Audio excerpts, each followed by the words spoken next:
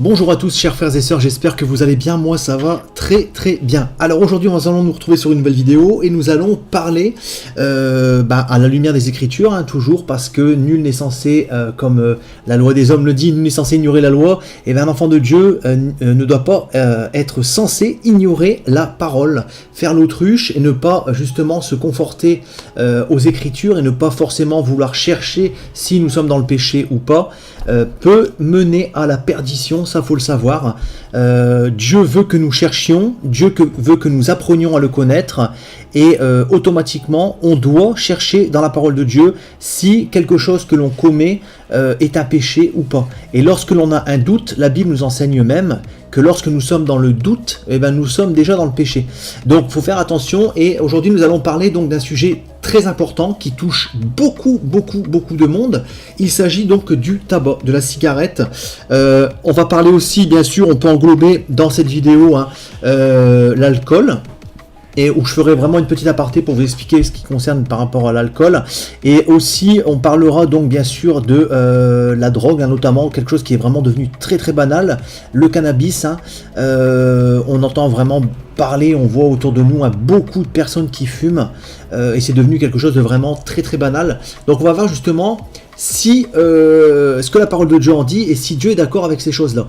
Donc déjà, on va commencer par rapidement quelques chiffres.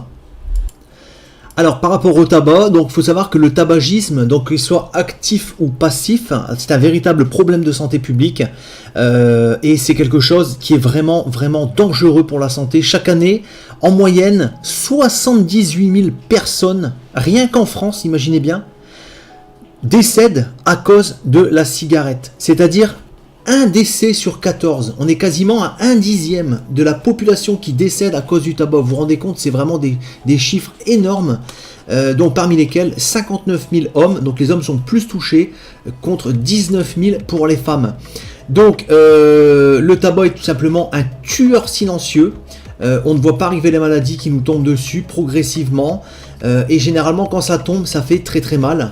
Le tabac peut tuer jusqu'à la moitié de ceux qui en consomment, donc on a quasiment une chance sur 2 de mourir lorsque l'on fume, à cause du tabac, donc cancer, problèmes cardiaques, AVC, voilà, plein de causes de mortalité. Il faut savoir que le tabac, j'avais lu une étude qui était vraiment choquante, crée dans notre organisme environ 1500 mutations génétiques par an. C'est-à-dire que lorsque l'on fume régulièrement, on crée des mutations génétiques au niveau de nos gènes, à l'intérieur de notre corps, dans notre ADN, et ces gènes font qu'à un moment donné, il va y avoir une mauvaise mutation qui va se faire et ça va tourner en cancer.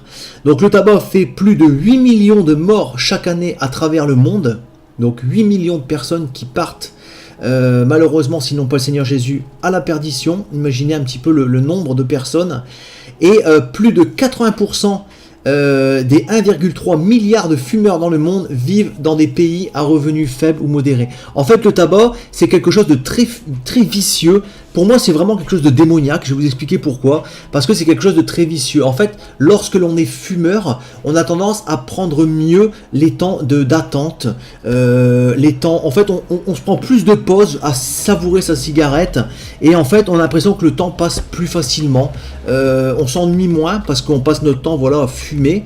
Et lorsque on a fini de fumer, on est content, on est joyeux parce que ça procure une petite euphorie dans le cerveau. Il y a une molécule dedans, la nicotine, donc qui va créer une euphorie dans le cerveau et qui va faire que votre corps va réclamer cette euphorie quelques dizaines de minutes ou quelques heures après, sous forme de boost. Lorsque vous fumez, en quelques secondes, le boost de nicotine arrive dans votre cerveau. Et il faut savoir que on répète cette action durant toute la journée et il est très difficile de s'en sortir, sachant que j'avais pu regarder aussi une autre étude qui disait que l'addiction au tabac était quasiment aussi forte que l'addiction à l'héroïne, avec bien sûr les effets physiques en moins, mais en tout cas il est très difficile de s'en sortir, c'est vraiment une cochonnerie. Il faut savoir aussi que ça a été mis en place donc après la Seconde Guerre mondiale avec un gros mensonge. I heard virtually all of you touch on it. Just yes or no. Do you believe nicotine is not addictive? I believe nicotine is not addictive, yes. Mr. Johnston? I don't believe that nicotine or our products are addictive. I believe nicotine is not addictive. I believe that nicotine is not addictive. I believe that nicotine is not addictive. And And I too believe that nicotine is not addictive. Donc les gens sont mis à fumer, et ce qui a créé voilà beaucoup d'addictions, beaucoup de personnes qui sont décédées également parce qu'on disait que forcément c'était pas forcément nocif, hein. Et c'est comme ça que le tabac s'est implanté vraiment très progressivement, un petit peu dans tous les pays occidentaux. Donc bien sûr le tabac, vous savez que c'est quelque chose qui est pas bon, mais en plus de ça, en plus du fait de vous intoxiquer aussi votre entourage. Donc c'est-à-dire que moi j'ai un exemple concret autour de moi. J'ai une personne qui a un peu plus de 80 ans, qui a été voir son médecin très récemment, qui a jamais fumé de sa vie, mais qui a eu un mari qui fumait. Et ben en fait cette personne s'est rendue chez le médecin avec une énorme bronchite, et son médecin lui a demandé combien elle fumait de paquets par jour, vous imaginez. Et elle a dit donc 0, et le médecin lui a répondu bah votre mari vous a laissé un sacré cadeau. Donc vous imaginez bien que l'impact que ça a sur les membres de votre famille, vos enfants, si vous fumez à côté d'eux, et ben en fait vous détruisez la santé de vos proches si vous fumez par exemple dans votre maison ou à côté des personnes ou même de vos collègues de travail. Donc c'est un empoisonnement volontaire que vous faites, mais vous empoisonnez également volontairement vos amis et votre entourage. Donc il faut savoir aussi que même si nous fumons par exemple de manière occasionnelle, ça reste aux yeux de Dieu un péché, et on va le voir pourquoi justement dans ces quelques versets.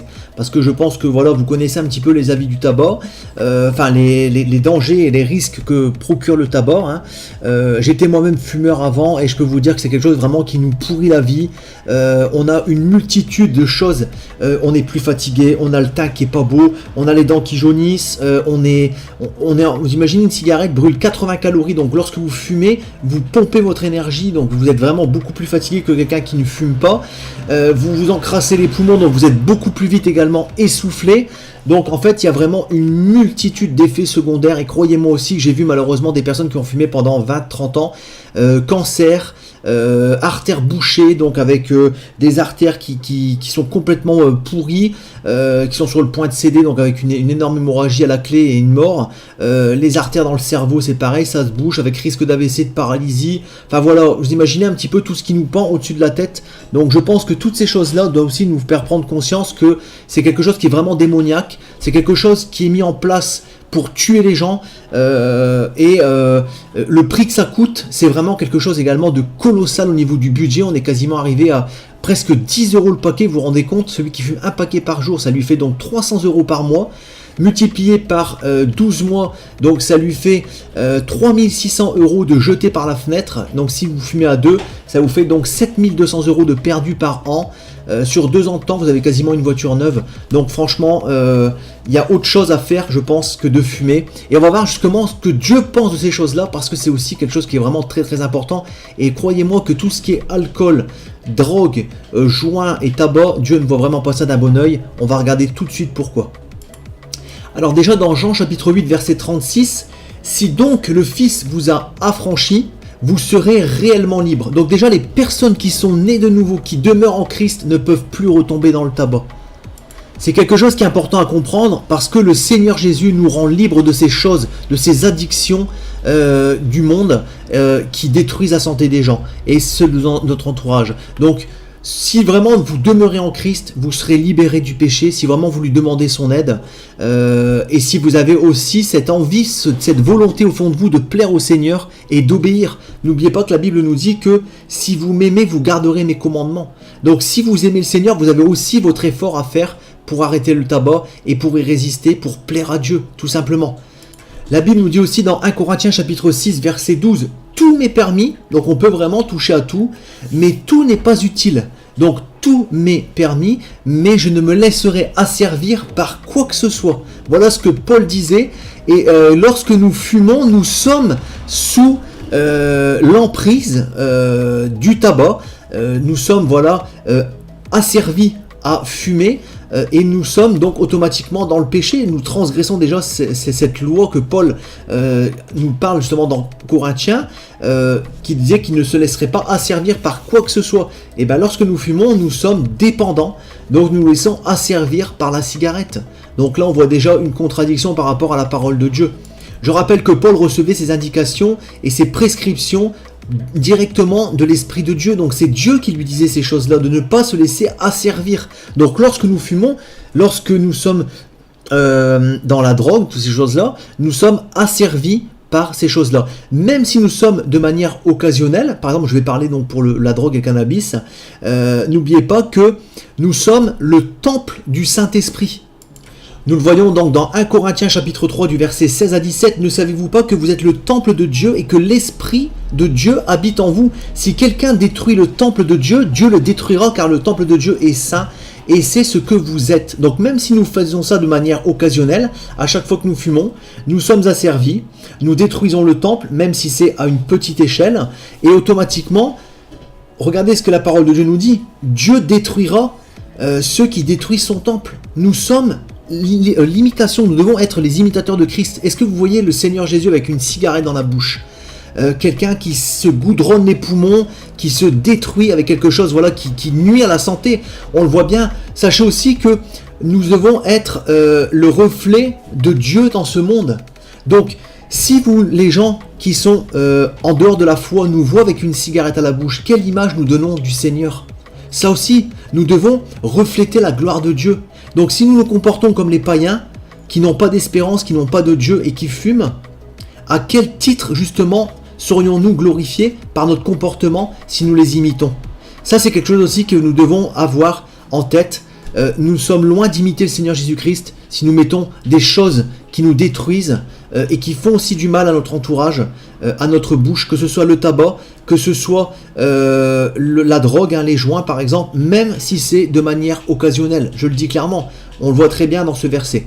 Ensuite on va continuer donc dans un autre chapitre, donc dans 1 Corinthiens chapitre 6 du verset donc 19 à 20, ne le savez-vous pas, votre corps est le temple du Saint-Esprit qui est en vous et que vous avez reçu de Dieu. Vous ne vous appartenez pas à vous-même, car vous avez été rachetés à un grand prix. Rendez donc gloire à Dieu dans votre corps, car et dans votre esprit qui appartient à Dieu. Notre corps ne nous appartient plus. Notre corps est censé être le temple de Dieu où le Saint-Esprit habite. Donc nous ne devons pas, pour toutes les raisons que je vous ai citées précédemment, pour l'image que nous dégageons auprès des gens qui ne sont pas convertis, la crédibilité que nous aurons auprès de ces gens-là, si nous nous voyons en train de faire la même chose qu'eux, boire de l'alcool, fumer, les gens, on n'aura aucune crédibilité et nous discréditons Dieu également par la même occasion. Donc ça, c'est quelque chose qui est très dangereux et même de manière occasionnelle, nous devons en tout temps être des exemples. Nous sommes le sel de la terre, nous sommes la lumière du monde. Nous sommes la lumière qui brille dans ce monde de ténèbres. Donc nous devons, en tant que lumière, en tant que temple de Dieu, en tant qu'imitateur de Christ, en tant qu'enfant de Dieu sauvé à un grand prix par le sacrifice de Jésus à la croix, être des exemples dans tous les domaines. Imaginez-vous les apôtres en train de fumer ou en train de fumer de la drogue. Imaginez-vous Jésus en train de fumer ou en train de fumer de la drogue. C'est quelque chose d'inconcevable. Donc ne soyons pas comme les gens du monde à croire que même de temps en temps nous pouvons consommer au même titre que les païens.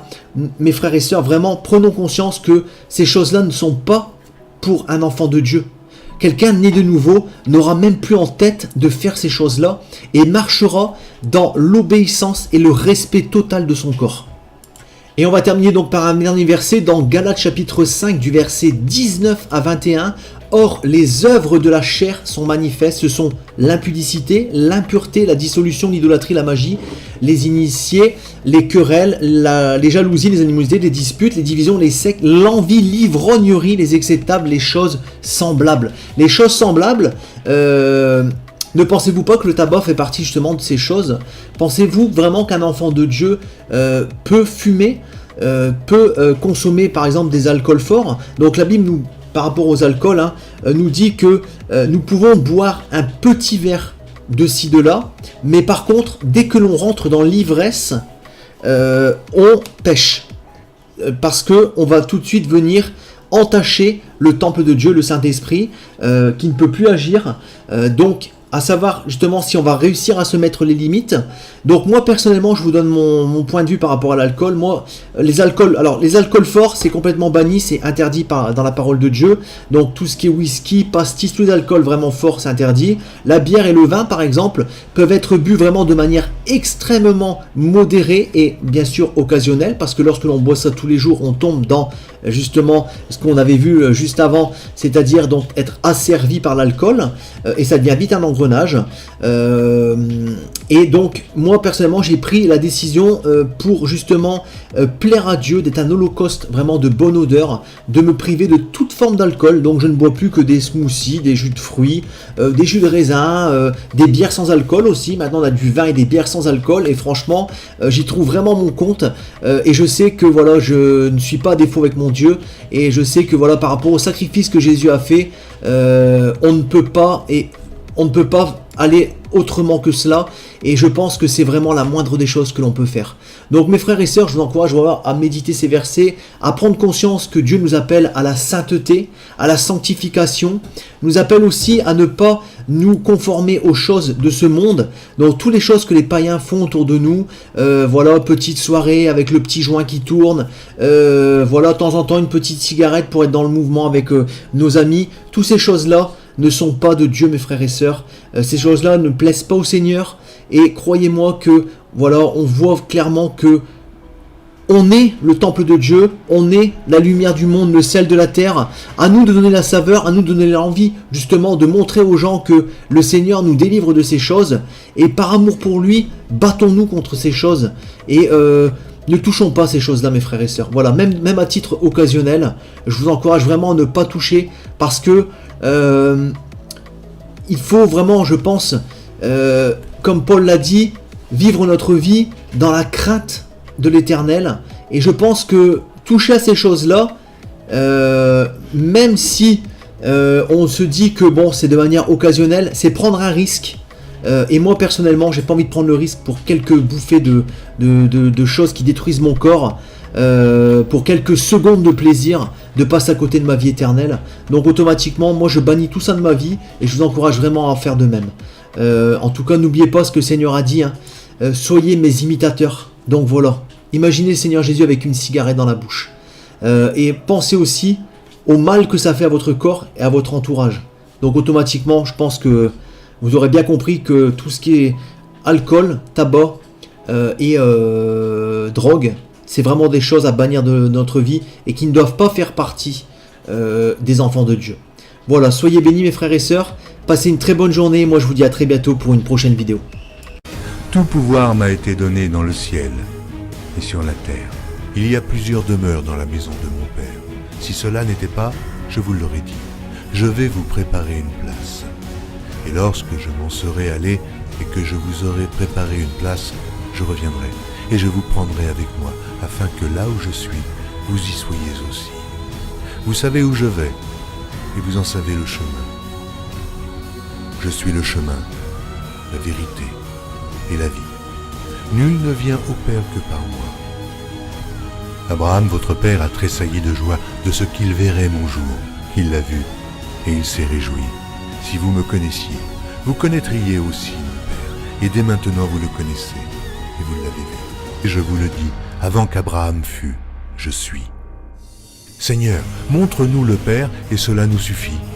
Jésus lui dit, il y a si longtemps que je suis avec vous, et tu ne m'as pas connu, Philippe. Celui qui m'a vu a vu le Père. Comment dis-tu, montre-nous le Père? Cette bonne nouvelle du royaume sera prêchée dans le monde entier pour servir de témoignage à toutes les nations. Celui qui croira et qui sera baptisé sera sauvé, mais celui qui ne croira pas sera condamné. Je m'étonne que vous vous détourniez si promptement de celui qui vous a appelé par la grâce de Christ pour passer à un autre évangile. Aucun mensonge ne vient de la vérité. Sinon, celui qui nie que Jésus est le Christ, celui-là est l'antéchrist, qui nie le Père et le Fils. Quiconque nie le Fils n'a point non plus le Père. Quand un ange du ciel annoncerait un autre évangile que celui que nous vous avons prêché, qu'il soit anathème. Moi, Jésus, J'ai envoyé mon ange pour vous attester ces choses. Je le déclare à quiconque entend les paroles de la prophétie de ce livre. Si quelqu'un y ajoute quelque chose, Dieu le frappera des fléaux décrits dans ce livre. Et si quelqu'un retranche quelque chose des paroles du livre de cette prophétie, Dieu retranchera sa part de l'arbre de la vie et de la ville sainte décrits dans ce livre. Ces paroles sont certaines et véritables. Et le Seigneur, le Dieu des esprits des prophètes, a envoyé son ange pour montrer à ses serviteurs les choses qui doivent arriver bientôt. Et voici, je viens bientôt. Heureux celui qui garde les paroles de la prophétie de ce livre.